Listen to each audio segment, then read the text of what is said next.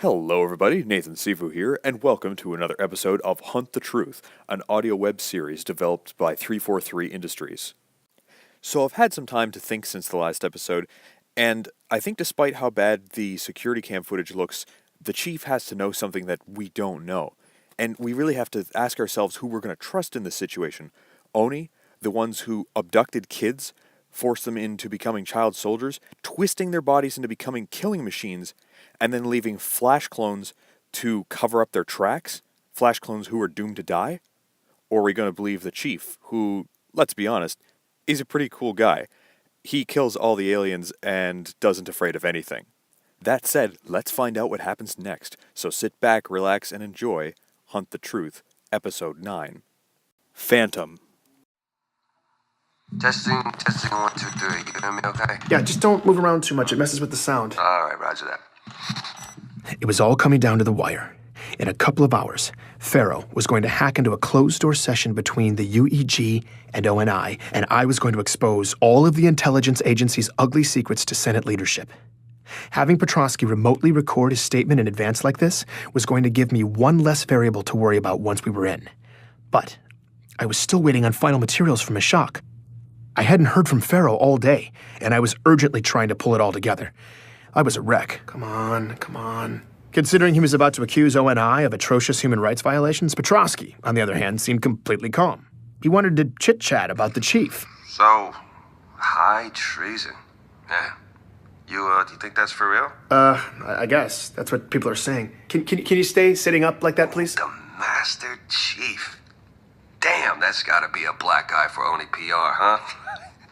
You know, boots all across the military are gabbing like they're at a slumber party or something.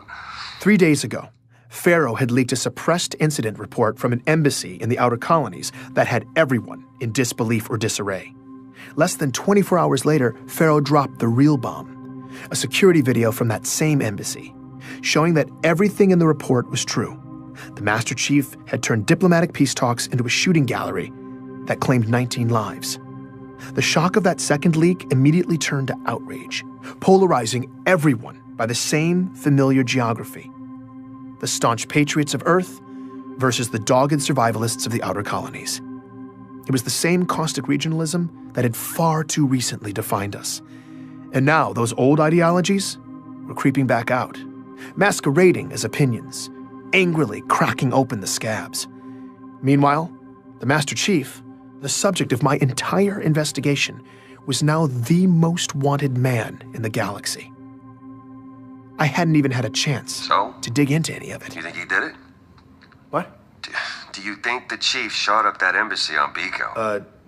Maybe he finally went nuts. Maybe he thinks we're still fighting insurrectionist guerrillas or something. I don't know. But, man, working for the Covenant?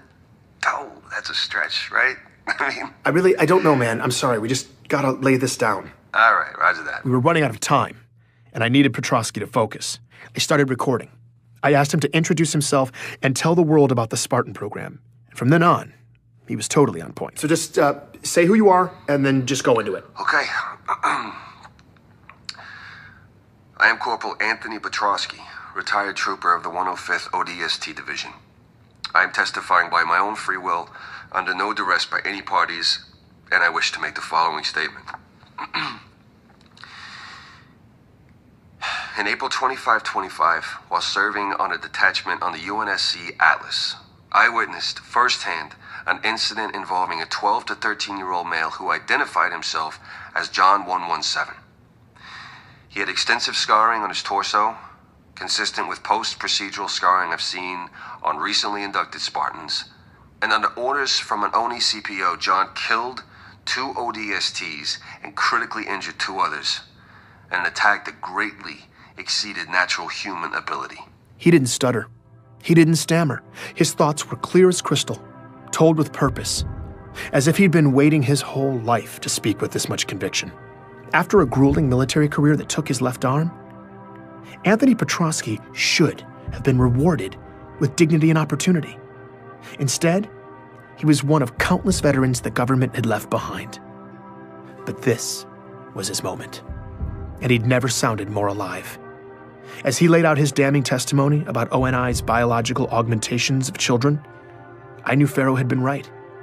Petrosky's words would humanize this story and persuade even the most jaded senators to listen.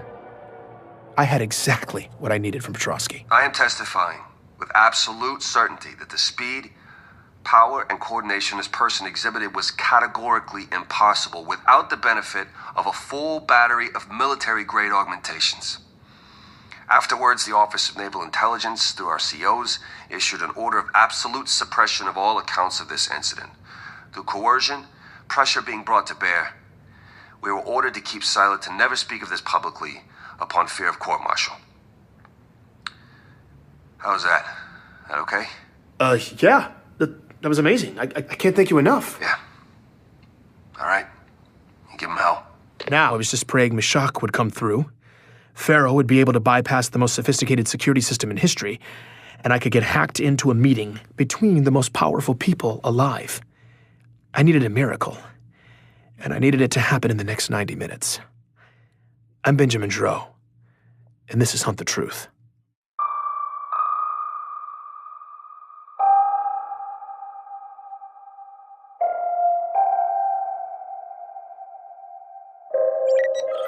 Oh, God, what was I thinking? As I tried and failed repeatedly to get a hold of Meshach, I was trying not to dwell on what my plan had been, particularly because it sounded absurd.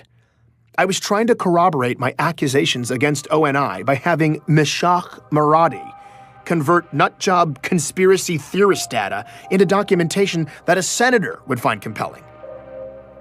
But I didn't have time to rethink the plan. I needed the documents. My calls to Meshach kept dropping, though. Something was up. The networks were a mess. I did not have time for this, and I was starting to panic when a message from the outer colonies finally came through. These files better make sense, Meshach.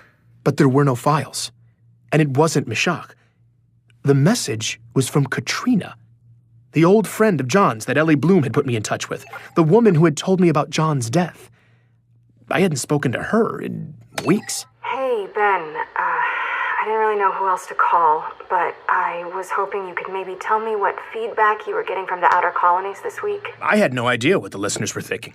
Ever since I'd gone incognito, I hadn't heard any of their feedback. Stupidly, when I set it up, I hadn't properly secured the feed, and now I was afraid if I accessed it to hear what people were saying, ONI would trace my new location. I'd figured after my latest episode, the revelation that ONI had heavily poached the outer colonies for their child abductions would be garnering a strong reaction out there. But the way Katrina made it sound, the reaction was stronger than I could have ever imagined. People are going nuts, switching over to only using local chatternet services like it's 50 years ago or something. It's this new Colonial Alliance group. They're everywhere, holding all these demonstrations in the streets. Thousands of people are turning out. And they keep chanting about self-reliance, talking about how we need to be preparing for this big embargo, all these boycotts, the UEG offices shutting down. I don't know. It seems peaceful right now. I feel like we should get off-world, just in case it breaks bad. I've kind of already been freaked out anyway. I don't know if I'm being paranoid, but I think someone may be targeting me for helping you. And Ellie's in the same boat. All these power surges and crazy service interruptions. Last time I talked to you, my entire system was overrun with corrupted files, and my whole neighborhood lost power. I don't know. But if someone is trying to get us, I'm worried what will happen if things get too chaotic out here. I don't really feel safe. So, if you know anything about this, or what we can do to protect ourselves, I mean, they're already shutting down the street. Katrina's message got cut off. I had no idea what was happening. I had no idea what the central government was going to do. I had no idea how to help this woman or Ellie or their families or anyone else. We were all in the dark. All I could do was present the senators with the ugly truth and hope it would convince them to help us all. And I was running out of time to make that a reality. Thankfully, Meshach finally emerged from his subterranean world. So, I just sent it. Perfect. Got it. Thank you. I hope it's convincing enough. You should have a clear breakdown that exposes the blatantly unnatural pattern of child autoimmune deaths around the beginning of the Spartan program, particularly in the outer colonies. Yeah, I see that. It's good. It looks solid. And I also cleaned up and edited that police scanner data. It's one of Oni's abducted kids returning home and running into their clone. One of the suicides? Yeah, so officer gets called to the scene of a home invasion. It's this middle-aged couple and the teenage son who's in a wheelchair. The officer comforts the victims, assesses the situation, calls it in. There wasn't a confrontation or anything, no valuables appeared to be missing, victims didn't even get a good look at the guy. The perpetrator just entered the house, went into the son's room, son freaked out, perpetrator fled the scene, blah blah blah. Now everything seems to be okay. During his report to dispatch, though, the officer gets startled by a sound, reports of possible shots fired somewhere nearby. Backup arrives to canvass the area. About 10 minutes later, same officer reports discovering a body in a nearby field. It's a teenage kid, dead from what appears to be a self-inflicted gunshot wound. That's where the officer's report to dispatch took a turn. 7 Charlie 19, what's the rush on? It's the exact same kid. The kid from the home invasion over at Sten. I mean, it's 1056? Looks like his identical twin. I don't even know what to say. 7 Charlie 19, ME is en route. The medical data Mishak had sent along with the audio made the picture even uglier. The son was in a wheelchair because months of medical procedures had left him with permanent nerve damage from when he was 6 years old, under treatment for autoimmune and significant cognitive disorders. Those procedures that left him paralyzed were nearly identical to those from John's medical records. Before the survivors had been removed from the data, this boy had been one of the dots on Mishak's scattergraphs of likely clones. I didn't know what to say. So I realize it's messy. Whether you can use it or not, at least now you know. I didn't have enough time to wrap my head around this new piece. So I made the difficult choice not to use it. But hearing yet another ONI horror story made me all the more determined to blow it open. I just needed FERO to show up in the next few minutes with a miraculous way to get in the door. Thanks, Mishak. So this should all be going down here in Don't be nervous. You'll be great. I've got all my channels open, ready to go. Whenever it pops off, the murmurs will pop up. And if the senators are making moves against Oni, that's the kind of chatter that rattles teeth. So don't worry. We'll know soon enough if it weren't. Thanks, man. Okay. I'll, Hey, just real quick. I know you're super busy right now with your crusade of honor, but as soon as you can, you need to get caught up with what's happening in the outer colonies. Your last episode is turning kernels into popcorn, and there's a fault line in the tectonics I need to talk to you about, so here's... Ben will call you back. Hacking in and cutting off Mishak, yet another dramatic entrance for FERO. And this one came not a moment too soon. FERO, what's happening? I'm all ready. Do you have a way in? I'm already in. And this is how it's going to work. You have the files ready for upload. I'll secure a connection and give you a direct feed into the hearing. You'll present Petrovsky's testimony, upload the files, and make your case. Quickly, because they're going to do everything in their power to shut it down. They might even be able to trace your location. If they run too much interference, I'll have to scale us back to a one-way feed, so we may end up flying blind, but they'll still see and hear everything you say for as long as I can keep that connection open. Are you ready to play for real? I had to be. Yes. Good. I'm patching you in now. Go for the throat, Ben. This was it. Every shred of journalistic integrity I had left was about to go out the window. I had a strongly biased opinion, and I was about to deliver it to some of the most important policymakers in government. This wasn't just an expose of ONI's deeds. It was an indictment that constituted a call to arms. I just hoped the senators would listen. There was no audio, but I suddenly had a full view of the congressional chamber hosting this meeting. I couldn't believe this was happening. My eyes scanned the room. The 12 senators who represented the Senate Armed Forces Committee seemed to be there, and 3 of the 6 ONI directors lined up in front of them. My heart was racing. Then, I saw someone else. Wait, is that Sully? Ben, you're live in 3, 2, 1. I saw my face pop up in the main display at the head of the room. The proceedings seemed to stop as all the heads turned and looked at me. For a moment, I froze. And then I began. Distinguished representatives of the Unified Earth Government and the Office of Naval Intelligence, my name is Benjamin Giroux. I was a journalist hired by Commander Michael Sullivan to do a profile on the Master Chief Petty Officer John 117, and my contract was terminated for exposing a widespread cover-up by ONI on his true origins. As I spoke, I tried to look at the camera and ignore the return feed. The image of my own face speaking to a room full of supremely powerful people was incredibly distracting. I could see out of the corner of my eye, though, that it was working. They were listening. Then, my feed went black. Keep talking, Ben. I had to cut the return feed, but you're still live in the room. I tried to focus. ONI has gone to great lengths to keep you and the public from knowing critical information about the Spartan program, their lack of institutional control of the Master Chief in the Outer Colonies, and the genetic modification of abducted children that eventually became warriors like the Master Chief. What I'm about to play for you is testimony from ODST Anthony Petrosky regarding the Spartan program. I am Corporal. As Petrosky's testimony played, I was starting to doubt whether or not it was still actually live when I got a message from Sully. It said, "You're out of control, Ben. Last chance to stop." I typed back, "I can't be a party to the crimes you and the rest of ONI have committed. Not anymore. I'm done." There was a brief pause, and he responded, "Yes, you are." My gut sank. But I wasn't going to back down. You're going to have to finish up quickly, Ben. They're hitting the hack hard. I can't keep it open too much longer. As Petrosky finished up, I quickly edited my final piece, chopping out any unnecessary language. Then, it was time to bring it home. Senators, for their Spartan program, ONI kidnapped young kids and illegally engineered doomed-to-die clones to replace them.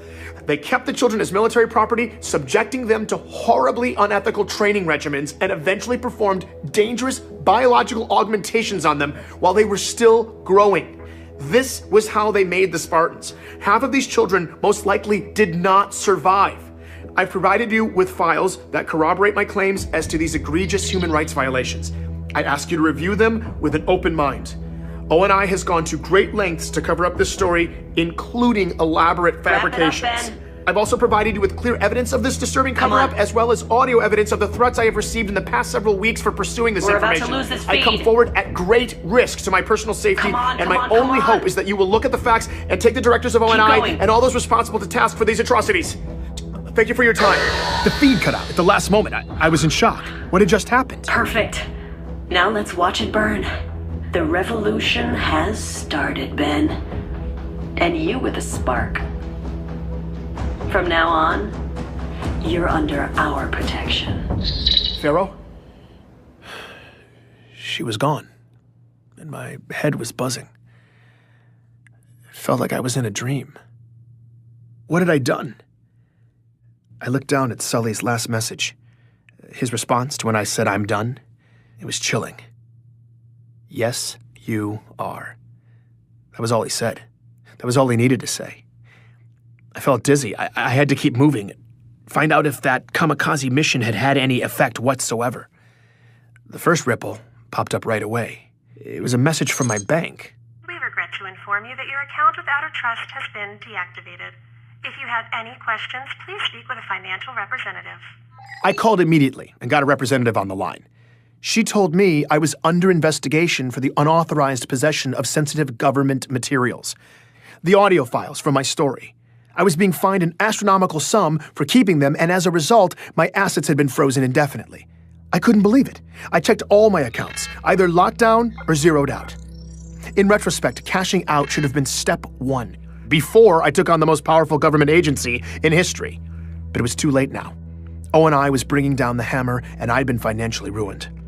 I was reeling from this realization when 2 delayed messages popped up in my queue. The first one loaded quickly. It was Mashak.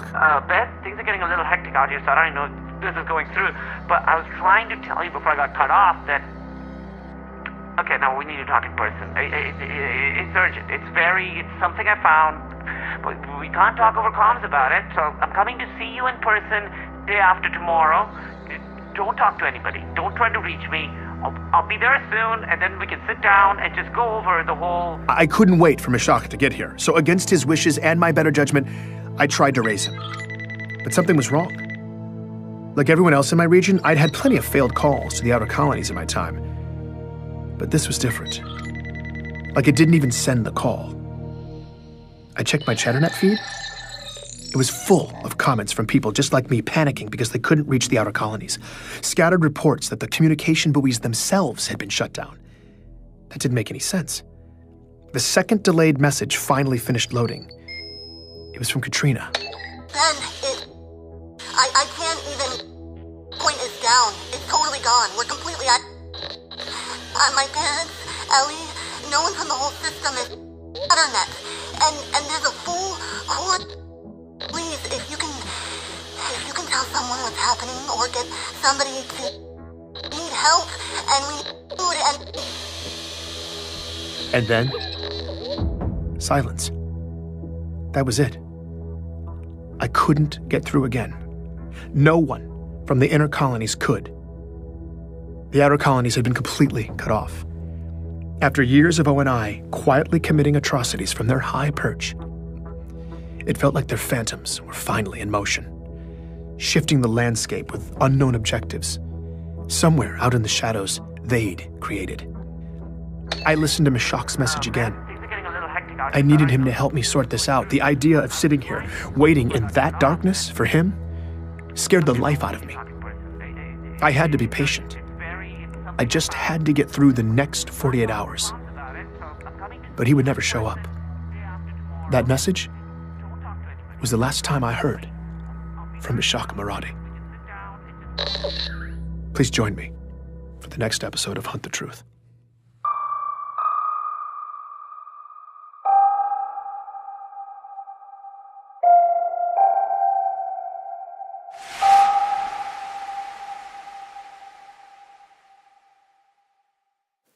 Well, in my voicemail to Ben, I did tell him that I couldn't wait for him to catch the Oni bastards with their pants down and to keep going and dig deep. And it looks like he certainly did that all right. But now, in this reeling chaos, there's all these new mysteries that we have going on and new questions, and we don't know what's happening to some of the characters now. Like, it seems like, for all intents and purposes, Meshach is dead. But that is it for today's episode. If you liked this video, then comment, subscribe, like, and of course share this video on your favorite social network. If you'd like to check out some of my other videos, I have everything organized into playlists on my channel where you can see all my Let's Play videos. Go ahead and check those out. I will see you in the next game.